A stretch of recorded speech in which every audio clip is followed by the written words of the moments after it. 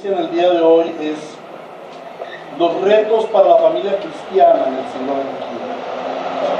Y la introducción al tema de la justificación es que Dios diseñó al ser humano, a todos los seres humanos, para ser familia. Pero no solamente para ser familia, sino para ser su familia.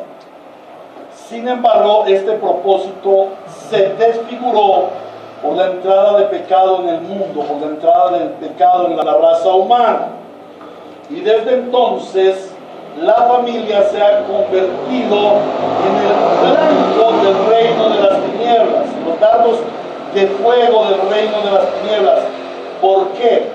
Porque las tinieblas saben bien, el diablo sabe muy bien, el pecado sabe muy bien, que si destruye la familia, destruye la sociedad. Y al destruir la sociedad, supuestamente se va a destruir la gloria de Dios, y el plan de Dios de hacer una familia para su gloria fracasaría.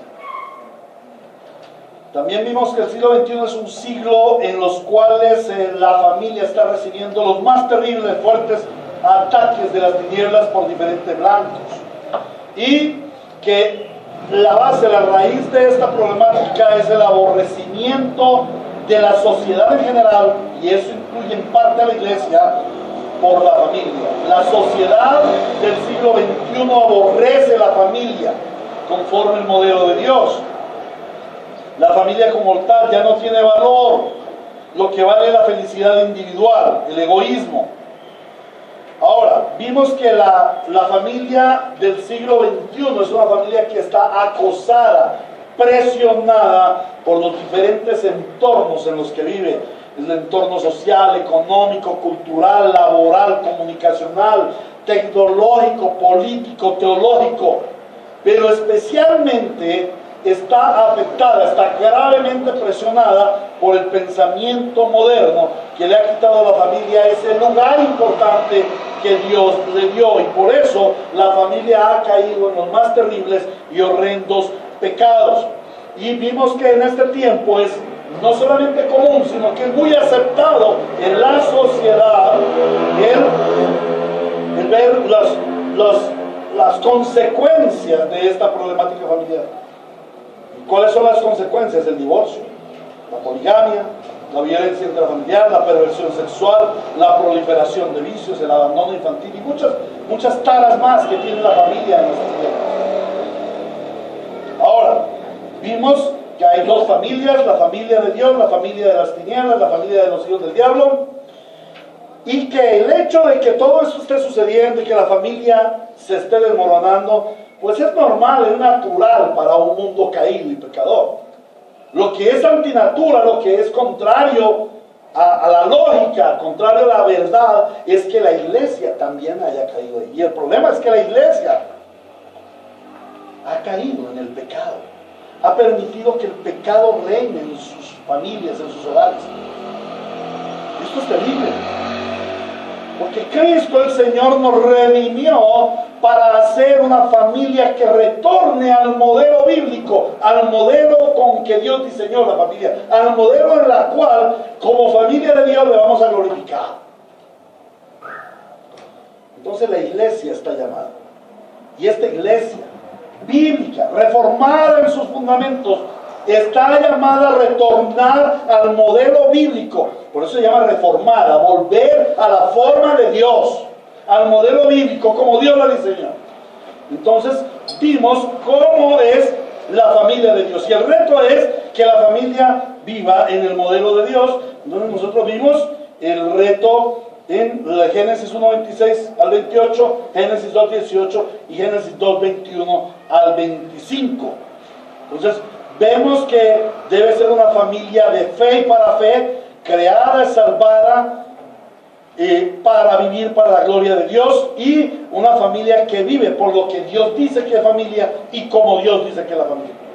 Vimos que es una familia, que el reto es ser una familia a imagen y semejanza, portadora de la identidad de Dios, de la identidad de Cristo, ser el reflejo de Cristo al mundo. Ser una familia que vive en una unidad indisoluble, como Dios, trino y uno, es indisoluble y uno. También vimos que el reto es ser una familia que gobierne, que tenga autoridad espiritual sobre el mundo, que sea una familia que rechaza el pecado. El modelo de Dios para la familia cristiana es que sea una familia que rechaza, que aborrece, que repudia el pecado desde lo más profundo de su corazón. Hermanos, quiero decirles que como hombre cristiano y a un pastor, debo confesar que no soy hombre perfecto. Sin embargo, estoy en el camino perfecto. Hace pocos días el Señor trajo a un hombre a pedir consejería y este hombre impactó mi vida. Porque él me confesó de una manera con un corazón compungido un pecado, y ese pecado lo estaba atormentando.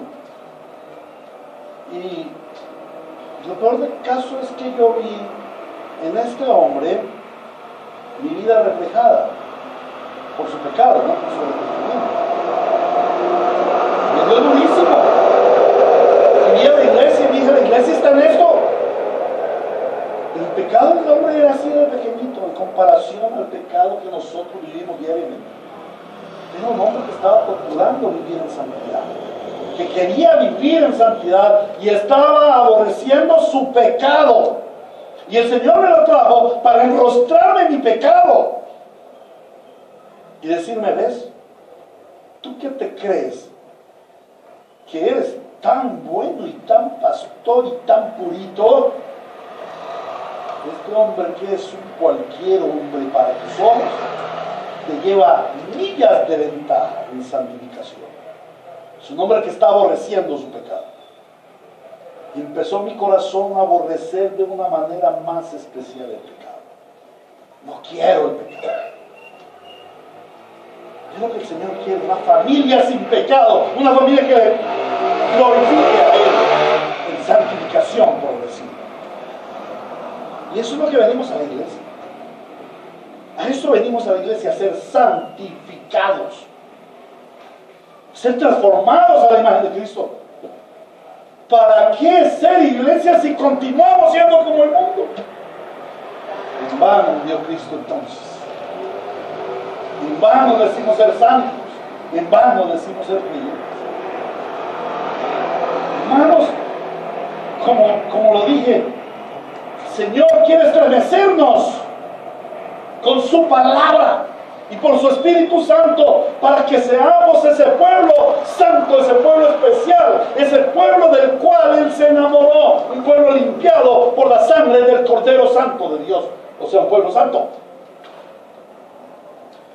También hablamos de que está el reto, dice: hombre y mujer los creó, y está el reto de ser una familia formada por un solo hombre y por una sola mujer. Nada de poligamia, nada de soltería, exceptuando, como lo dijimos, en los casos súper especiales, que son más la excepción que la regla.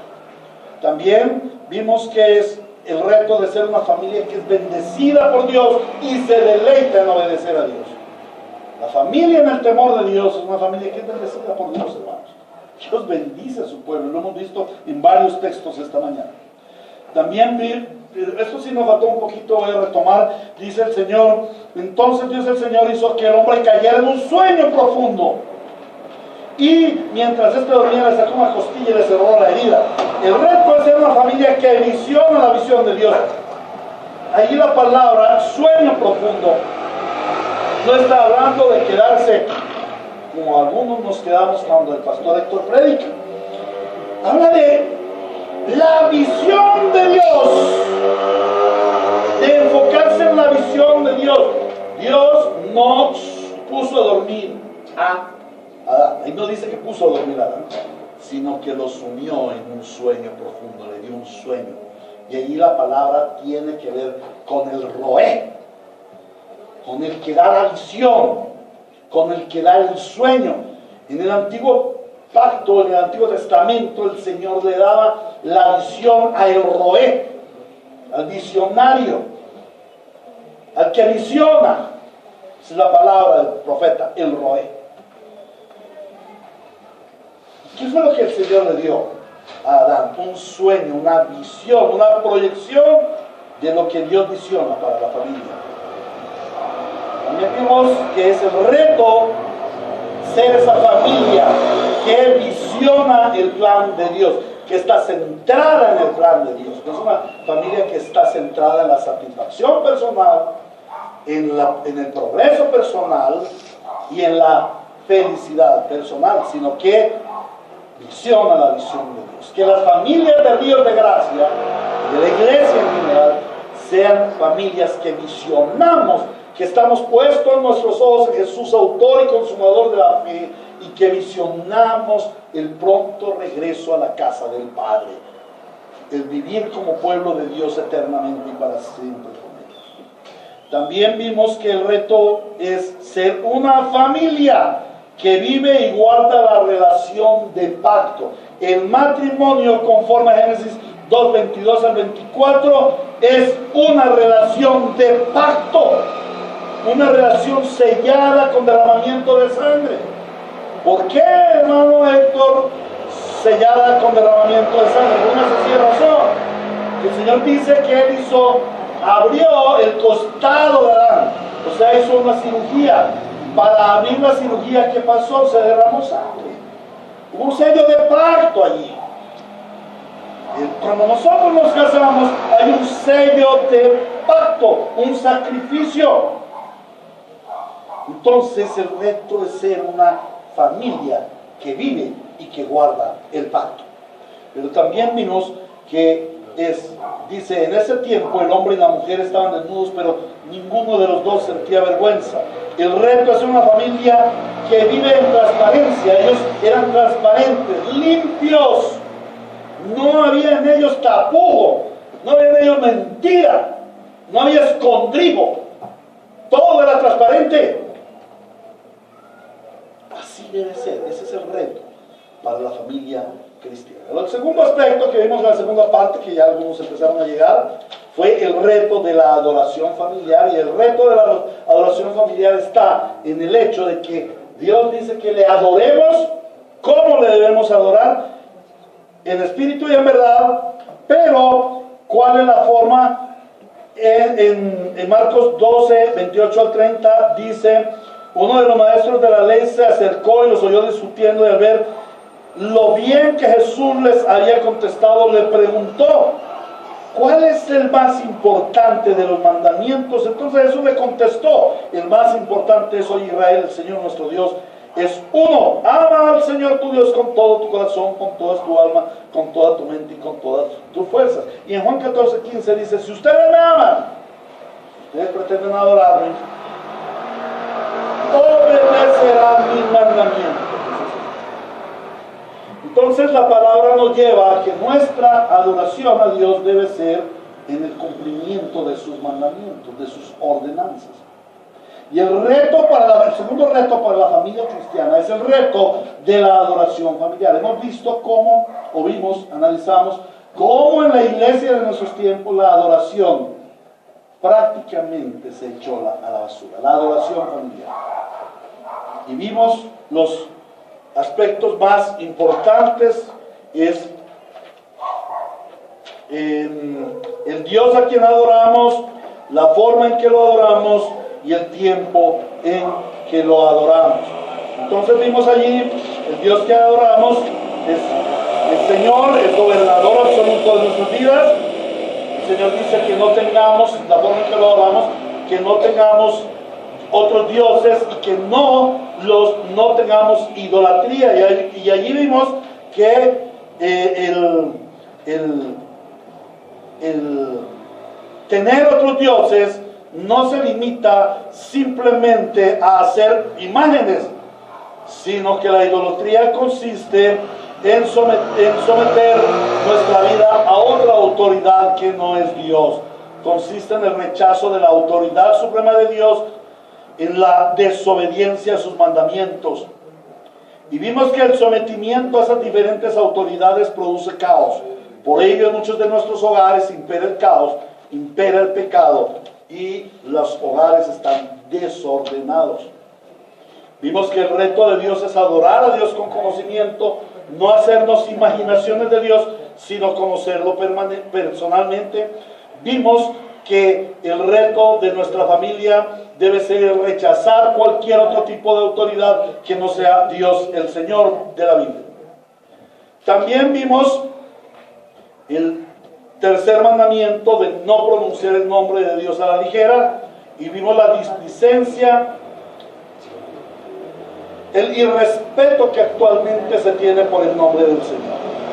Estuvimos hablando de ello. Luego vimos acerca del día sábado, y ahí quedamos. El día de guarda del Señor. Cómo la iglesia de nuestros tiempos desprecia el día del Señor. Toma el día del Señor como cualquier cosa, como si fuera cualquier otro día. Y el Señor es explícito en su ordenanza diciendo: acuérdate del sábado. Y ese acuérdate quiere decir no lo olvides.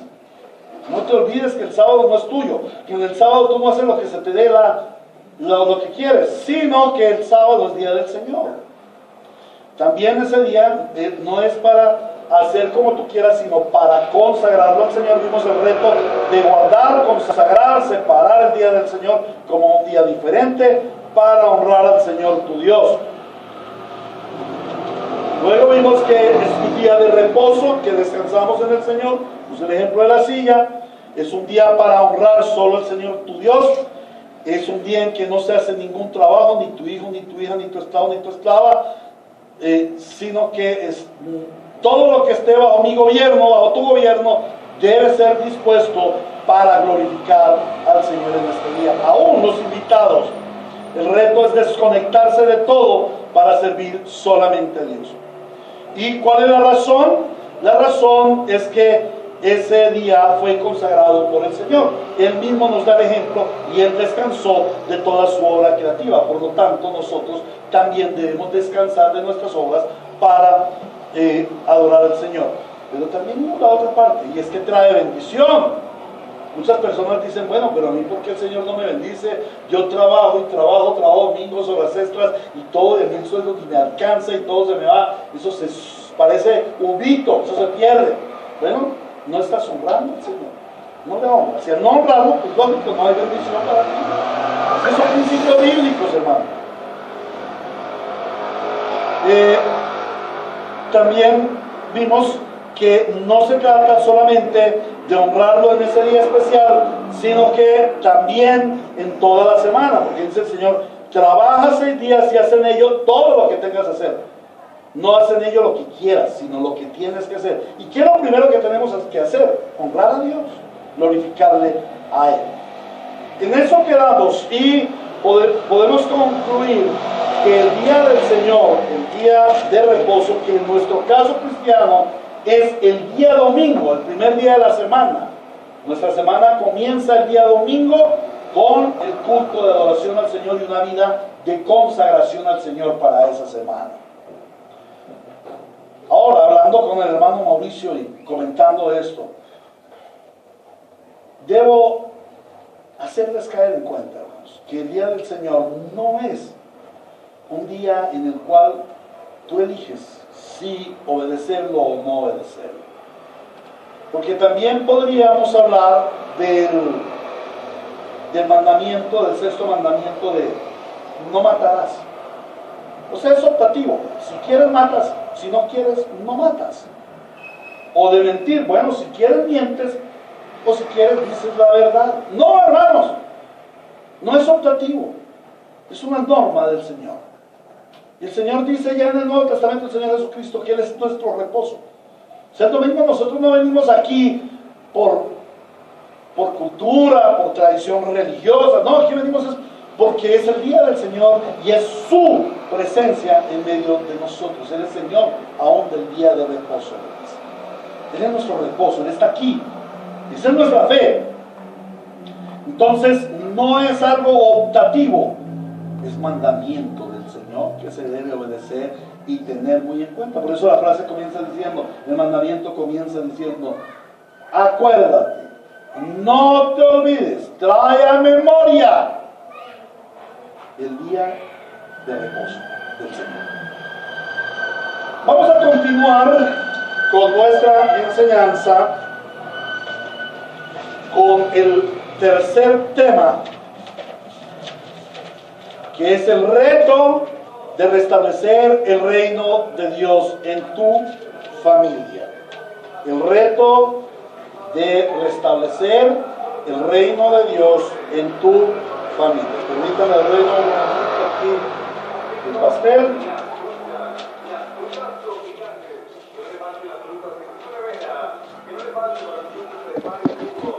Esto lo pongo en contexto porque en la tarde vamos a tener tiempo de que preguntes y que puedas tener un fundamento bíblico para tu vida. El reto de restablecer el reino de Dios en tu familia. Es realmente triste ver cómo las familias cristianas del siglo XXI se están desmoronando porque han permitido la entrada del pecado en su seno. Y esto es consecuencia del descuido de los dos retos anteriores. El reto de conocer el plan de Dios para la familia y el reto de desconocer, el reto de no adorar a Dios, el reto de adorar a Dios, desconocen el adorar a Dios.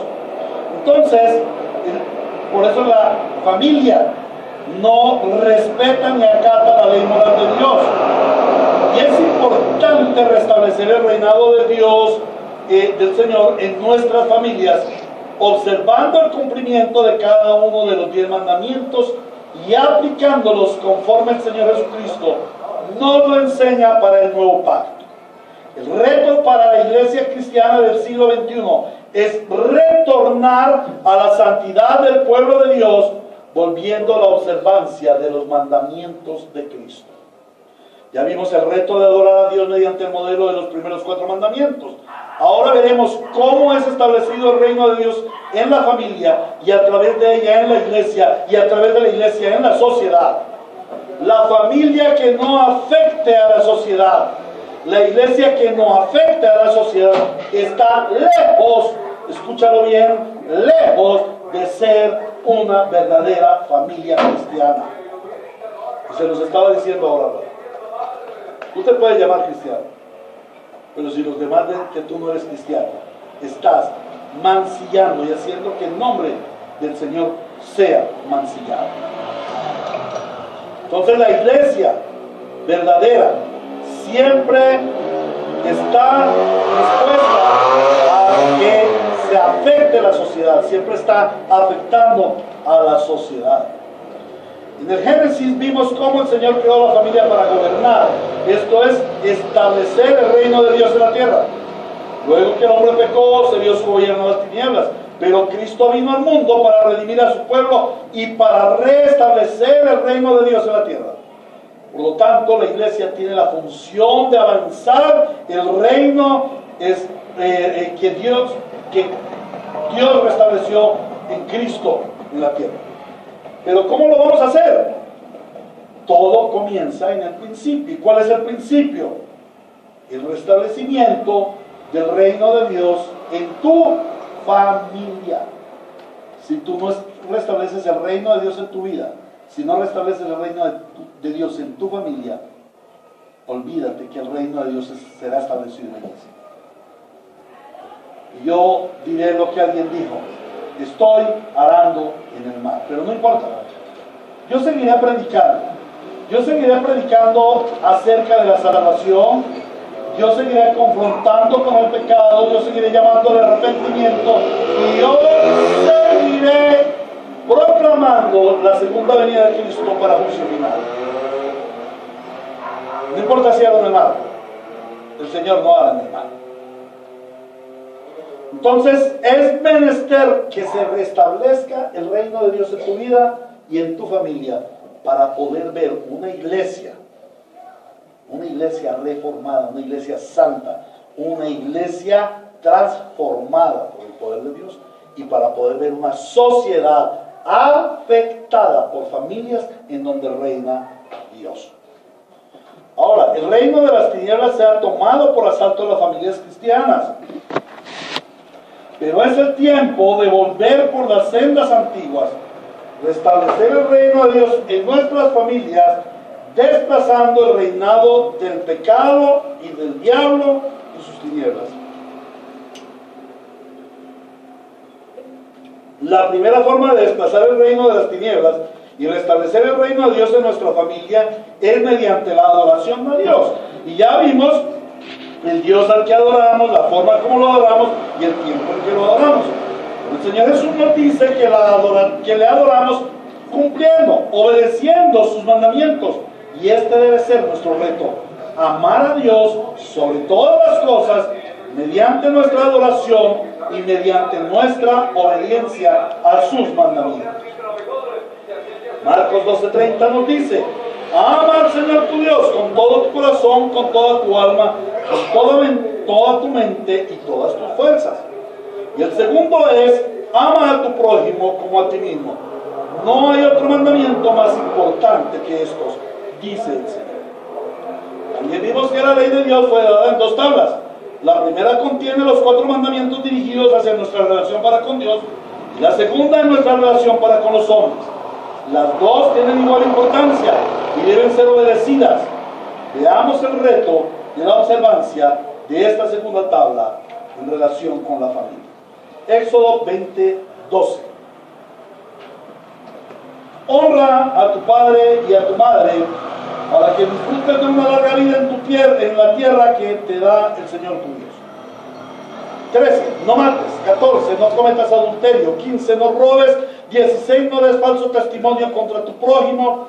17. No codices la casa de tu prójimo. No codices su esposa, ni su esclavo, ni su esclava, ni su buey, ni su burro, ni nada que le pertenezca. Palabra de Dios. Esperemos en estos 15 minutos trazar el primer mandamiento, y en la segunda sesión de la tarde, en la cuarta sesión de la tarde, veremos nosotros 5 mandamientos. Honra a tu padre y a tu madre para que disfrutes de una larga vida en la tierra que te da el Señor tu Dios. Palabra de Dios. En este momento nosotros tenemos una problemática social del menosprecio a la autoridad paternal. Hoy en día hablar de padres es hablar de basura. A la sociedad no le importan los padres. Sí, hay felicidad cuando tú dices voy a ser papá o voy a ser mamá. Pero la autoridad paternal se ha echado por el piso. Si un padre corrige a su hijo, el hijo puede ir al gobierno, al Estado, y demandarlo. Y el Estado falla en favor del muchacho. Y luego vemos los locos disparando, matando gente, un joven de 21 años violando a su bebé de 2 y matándolo junto con su mujer de 18 años. Y eso está bien. Y entonces la gente dice, ay, pero ¿por qué? ¿Por qué? Pues si cuando el padre lo fue a corregir, él fue a bienestar familiar, el bienestar familiar le prohibió que tocara a su bebé. No lo mires, no le digas nada. Déjale desarrollar, déjale libre desarrollo de su personalidad. Ese es el cuento de hoy. Déjale desarrollar libremente su personalidad. Tú no lo puedes tocar. Y voy a decir a los niños que están aquí, niños, si tú no quieres venir a la iglesia, le puedes decir a tu papá, yo no voy a la iglesia, usted no me lo puede imponer. Si usted me lo impone, yo me voy para bienestar familiar. Y lo demando porque me está imponiendo una religión que yo no quiero. Yo no quiero ir allá donde ese pastor porque ese pastor es regañón, gritón, feo, no me gusta. Y yo quiero hacer lo que a mí se me dé la gana. Y efectivamente tú puedes ir y demandar a tu papá. Y te voy a dar una buenísima noticia. El Estado va a ordenarle a tu papá, bajo sentencia de que si te vuelve a llevar a la iglesia, lo mete a la cárcel. El Estado le va a fallar a favor tuyo y te va a decir, mijito, tú tienes libertad, no vayas al culto. Y eso, de esta tierra, por unos días, por unos meses, por unos años, te va a dar una tremenda victoria. Vas a decir, yo le gané a mi papá. Mi papá no me puede llevar al culto. Pero te voy a dar la mala noticia. Tendrás una terrible maldición, no solamente en esta vida, sino en la eterna, porque has deshonrado a tu Padre. Te vas para el infierno. La Biblia habla de qué es el infierno. Son lo que tú te gozas aquí, en un momentico, en un día, en un año, en un siglo. No, ni vives 10 años, 100 años. Lo vas a sufrir eternamente del infierno, porque Dios aborrece con todo aborrecimiento la deshonra a tu Padre. Por una sencilla razón: cuando deshonras a tus padres, lo estás deshonrando a Él. Porque tus padres son la imagen que Dios te dio en la tierra de Él. Cuando tú miras a tus padres, estás mirando a Dios, con todos sus defectos. Él es la imagen de Dios. Hoy en día, el mundo sufre el menosprecio por la autoridad paternal. No le gusta que los padres ejerzan autoridad sobre sus hijos. ¿Y cuáles son las consecuencias de lo que estamos viviendo? Niños que se suicidan, niños delincuentes, niños asesinos, niños fornicarios, niños que a la edad de 16, 17 años no tienen remido, no en esta nación porque no se tiene ese acceso a armas, pero sí lo hemos visto para los delincuentes, niños de 10, 12 años. Mis hijos me hablaron de un niño de 12 años, de 13 años, que ya hasta la policía le tenía miedo porque tenía más de 20 muertos a las costillas. Pero un niño que puede coger un fusil y meterse en una escuela y matar a la gente que él quiera, 6, 8, 10 muertos, y finalmente se da un disparo mismo y se suicida. Ese es el fruto, ese es el producto de una sociedad que ha menospreciado la autoridad paternal. El modelo social de paternidad se ha echado a perder. La influencia de los medios de comunicación y de la sociedad han tenido un gran desprecio por la figura y autoridad paternal. Y hoy se publica a voz en cuello y se le dice a todo el mundo: los hijos son iguales a los padres, los hijos tienen derechos más que los padres, los hijos deben gobernar el hogar, los hijos son los que mandan, no te dejes mandar de tus papás. Te lo dicen en el colegio, te lo dicen en la tele, te lo dicen en las novelas, te lo dicen en las noticias, en todo lugar te lo dicen. Aún en pancartas en las calles hablan de estas leyes novedosísimas, humanistas, que cuidan la integridad de los niños. Tan linda la ley moderna, cuidan la integridad de los niños. Falso. Es una ley pervertida que está enviando a los niños al infierno, porque han menoscabado la autoridad paternal, porque pretenden hacer iguales a los padres, a los hijos, que a los padres. Y esto no es bíblico, porque la Biblia dice que los padres son autoridad sobre los hijos y que los hijos se deben someter a los padres porque son superiores, no son iguales. Pero el diablo te dice: oh, padres e hijos son iguales, ellos tienen derechos. Lo peor del caso es que he visto esposas que frenan la integridad de su esposo, esposas que prohíben que su esposo establezca el reino de Dios en su hogar e imponga autoridad. Y esto es terrible. Otro grave error es el de la sobreprotección de los padres para con sus hijos. Y en la comunidad paisa sí que se da esto. Yo creo que en Colombia es la comunidad en donde más se da esto. Padres sobreprotectores. Y cuando yo estaba preparando este sermón, me di cuenta de que yo también lo soy. Y que he pecado también en ese aspecto. Padres sobreprotectores.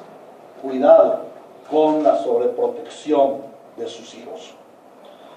¿Por qué? Porque esto trae la permisividad de los padres con el pecado de sus hijos. Padres aceptando los pecados de sus hijos sin remilgo, sin siquiera llamarle la atención. No, hijito, viva como quiera. Sí, yo voy a la iglesia, pero allá el pastor alega y dice, yo no le pone atención, yo lo amo, mi hijo. Padres cristianos que le guardan las armas a sus hijitos bandoleros, dicen ser cristianos. En esta iglesia no, afortunadamente. Padres que le guardan la motico robada al bebecito, la bicicletica robada, el borrador robado, el lapicero robado. Mijito, ¿y usted dónde sacó ese lapicero? ¿Dónde sacó esos colores? Ah, no, se los cogió un compañerito. Ay, usted sí es vivo ahora. Así me gusta, así me gusta. No sea bobo. No sea bobo. Sea vivo, mijo. Esto nos muestra un gran desprecio por la autoridad y por la santidad de Dios. Dios es santo, por lo tanto la familia cristiana debe ser santa y no puede permitir la permisividad del pecado, la permisividad que los padres tienen del pecado en sus hogares y en sus familias. Y lo ideas así la iglesia se quede con 5 personas. Porque es pecado, hermanos. Y vas a tener que rendir cuentas a Dios, porque has sido cómplice del pecado de tus hijos. Ahora, esto no solamente nos habla de la autoridad paternal en la familia, esto se extiende un poquito más y va a la autoridad pastoral y al consejo de Dios a través de los pastores. La iglesia dice ser el pueblo de fe, pero no tiene fe. El Señor ha dado pastores a la iglesia para la edificación de la iglesia.